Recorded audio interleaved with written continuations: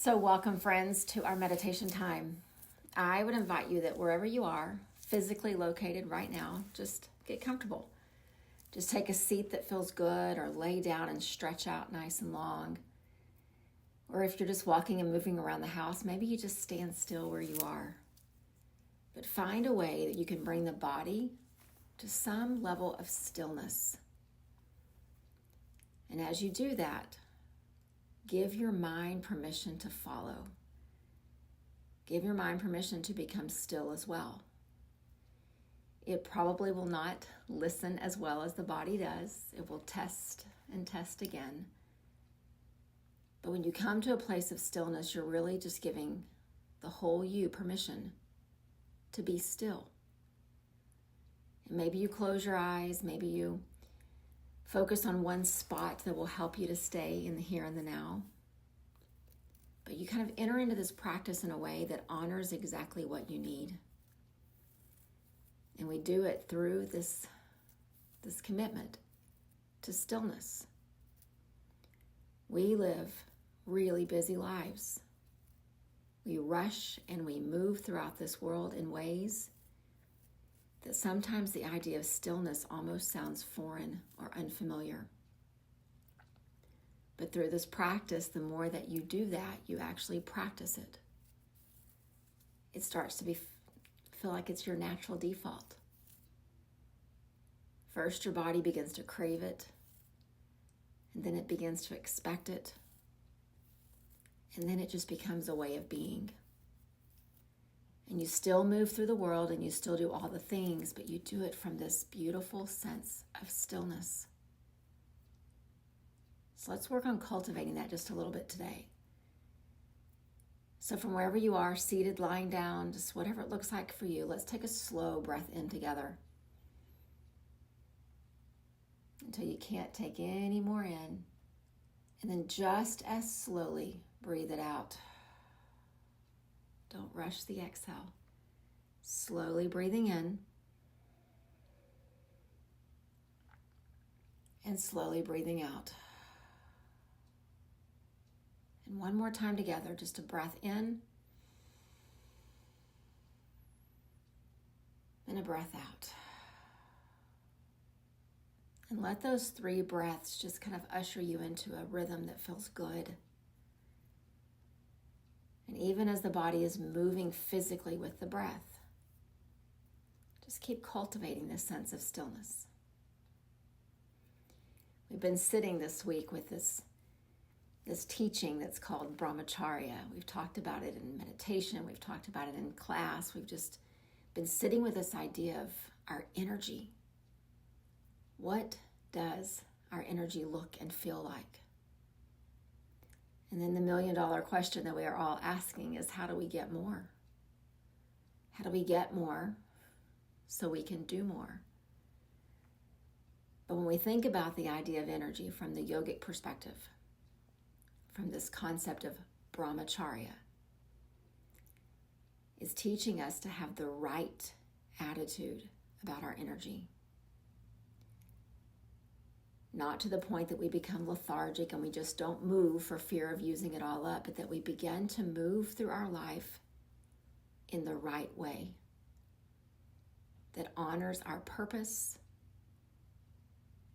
that is aligned with our intention, and that allows us to contribute to the peaceful, calm energy that we all want to experience in this world.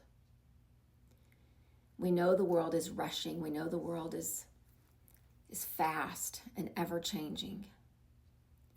And so we have choices. We either become a part of that or we bring something different. And these teachings on the mat, on the cushion, through the things that you read, from sitting in nature, from being around people who are like-minded, trying to do the same things that you are doing, all of those practices, they teach you how to move through the world differently. Otherwise, we're stuck with just this rushing, hurried up world that is missing out on so many present moments, so many chances just to pause and take a breath and listen to the birds, or watch the wind blow through the trees, or look into the face, into the eyes of someone that you care about. Because when we rush, those are the things that we miss. And so this practice today, and this practice really, in the essence of what it is set up to help us begin to understand what does it mean to have right use of our energy. If we go back to the most purest sense of Brahmacharya, and you break down this Sanskrit word, because we know that it came from India, and we know that it came through Sanskrit, through these wise sages who were teaching in that one spot in the world. And they had a belief system, and they had names for their belief system, the same way that all of us do in all of our parts of the world, wherever we've grown up, in whatever language that we speak. And then when they referred to God, or the absolute reality, or the ultimate divine force in this giant universe, the word that they used was Brahman. And when they talked about Brahman, what they were saying with Brahmacharya is that when I will use my energy in the right way, I won't have such a disconnect between me and this divine connection that I so desire to have. I'll actually cultivate this alignment with me and the universe, with my heart, and with the heart that beats all around me. And so whatever the name is for each of us, and the way that we believe and the names that we assign to things, the idea is when you practice Brahmacharya, you're aligning yourself with this divine presence, this light that exists in every human, this breath that exists in every human. But when we rush, and when we hurry, and when we become depleted from all of our energy, we're actually creating disconnection. Because the presence of this divine force, people in India speak about it one way, people here in the United States speak about it in one way, and people in other countries that have all these names. But the essence is the same. It's the quiet voice. It's the quiet whisper that you hear in the breath, and that you hear in the stillness, that you feel as the wind blows through the trees, and that you lose sight of when you rush and rush and rush. And so I want to just pause and let each of us just kind of see how that resonates. What do you want to feel connected to? What part of the universe, what part of your spiritual belief system, what part of you feels like something is missing? And you know that there's something bigger than you, and you want to feel it. So whatever that is for you, let's think about this practice of Brahmacharya as a way to reconnect to that. So just pause and just feel and see.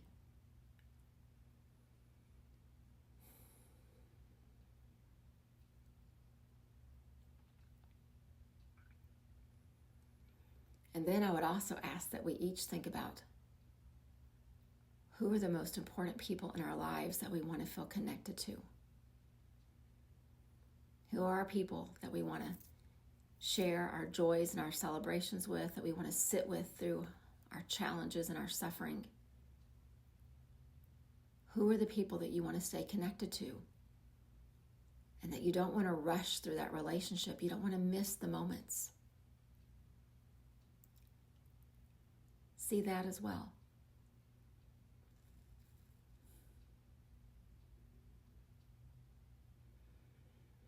I cannot think of a more beautiful way to live our lives than with connection. Connection to the source, the divine source of this universe, and connection to the people that we love the most. And the only thing that keeps those two things from happening is us. Our rushing, our worrying, our being so focused on the future and all the things that we must do and all the lists that we must complete, that we get further and further away from the connection that we so very much want. I think that's maybe why Brahmacharya was one of these very first teachings that we were given. Right after we were told about truth and about non-harming, we were told about how to use our energy for good, how to find connections that we need to fill our cups up and sustain us, and to realize we're not doing this by ourselves. We're not doing this on our own. And so whatever part of that feels like something that you need in your life, sit with that for these next few breaths. Maybe the peace that you feel that's been lacking is this connection to Source, this divine presence, this absolute reality of the universe. Maybe that's what you need to sit with for the next few breaths. Reestablishing that connection, feeling it. And for others, if it's the people, if you've gotten so busy and so overwhelmed by all the things that you must do, and you come home at the end of the day and you've got nothing left for the people that you love the most, maybe that's what you sit with for these next few breaths. And neither is to make us feel bad or to make us feel guilty. But we often ask in meditation, what do you want? What do you want? And as you see that, then align your life and the way you move through your day toward those things that you want so very much. If you want peace, stop hanging around chaos.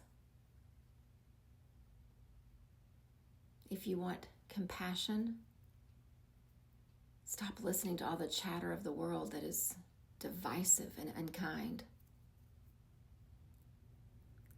And if you want connection, be still. So just take a few breaths here. And as I grow quiet, just see what comes up in your mind. What do you feel in your heart? What do you want?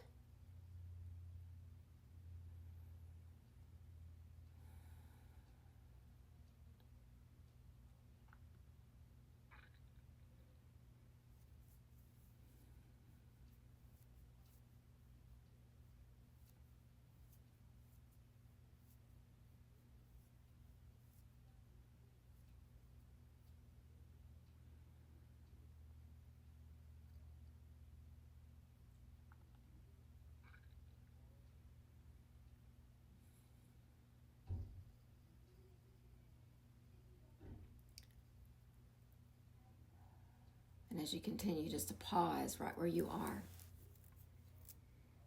most likely many of us in our thinking rational minds, the thing that comes up is, but I need more time. There's just not time to get it all done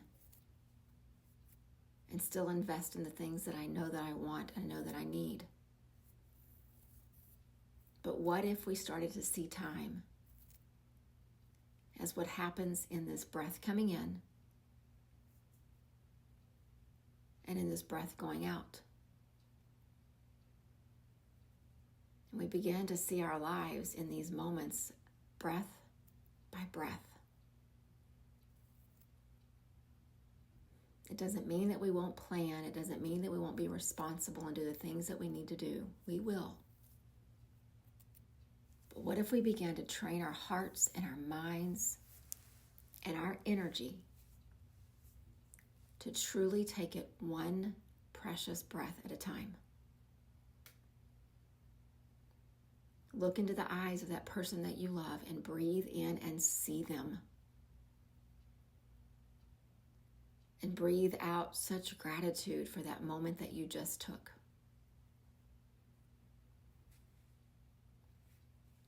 And then again, as you breathe in, you think about this connection to Source, to this absolute reality, this divine presence that you feel so drawn to. You breathe in and you feel it. And you breathe out gratitude that you took the time to notice.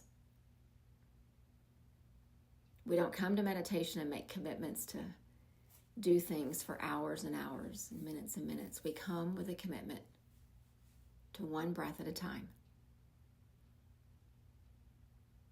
And I think that we can all see that that feels like something that's attainable. And so as we prepare to close, I want us just to sit with this idea of Brahmacharya.